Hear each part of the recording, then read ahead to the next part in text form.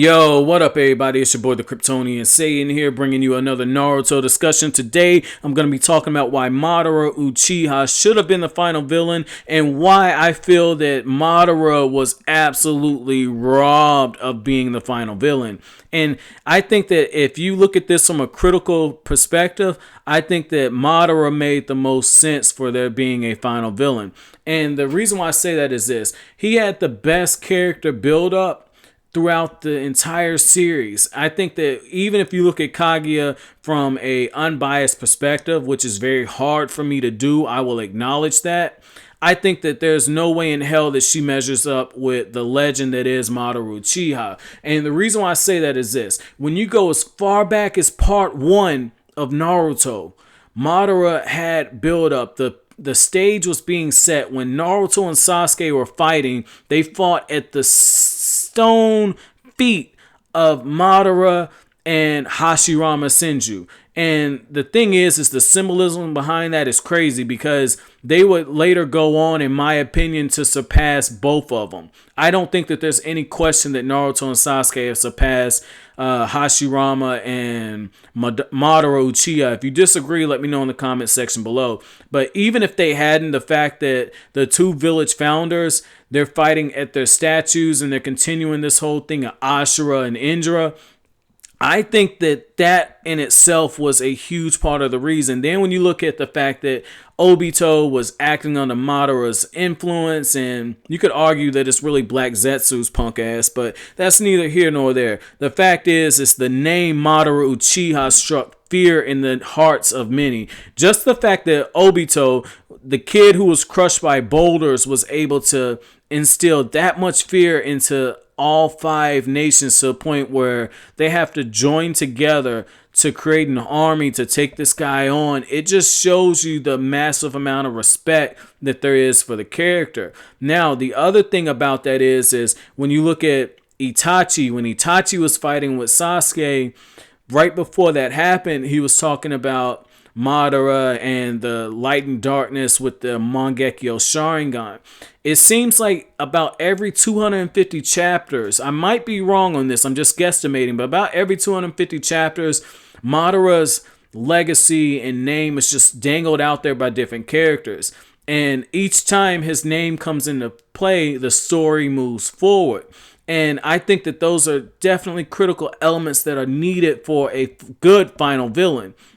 And the other thing is when the man himself was revived through Edo Tensei and he comes out of the final coffin, if you just go back to the message boards and the YouTube comments and all the YouTube reviewers, everyone's going absolutely apeshit over it. And when you look at how Madara just took out the Shinobi Alliance, episode, I believe, 322, that's one of my favorite episodes because he's just going through knocking these dudes fucking senseless. And he's doing it without even trying. Like when Tamari hit him with that wind scythe jutsu, he just brushes that shit off. But when you look at Madara as a character throughout the war arc, it took over 2 years for them to bring him down. And even then, they didn't actually bring him down. It was Black Zetsu who came out and trolled him. But if you look at Madara's character arc throughout the war arc, he continued to get stronger. Like Madara, he didn't have Senju DNA. He had fucking Saiyan DNA, Saiyajin DNA. I was expecting Madara's ass to fucking grow gold hair and just go Super Saiyan on their ass because every time the stakes got raised, Madara just raised his strength level. At one point, he actually took on the 5 Kages and he split fucking Tsunade Senju in half. Like, that's crazy. This dude took on the 5 Kages. It just shows you how far ahead Madara was above everyone. And then you get into the fact that he manipulated Obito or Obito, whichever way you prefer to say it. He was manipulating Obito. He basically set that huge spiral of events. You have the puppet master type of thing going on. Everything was set for Madara. And then when you have Naruto and Sasuke taking on Madara in the Sage of Six Paths mode, this same Madara who forced Guy to go 8 gates to unlock the gate of death. That's huge. That is a testament to his character. During that time, the stakes were so high. Like, this was absolutely crazy. Now, I want to finish up this video by saying this.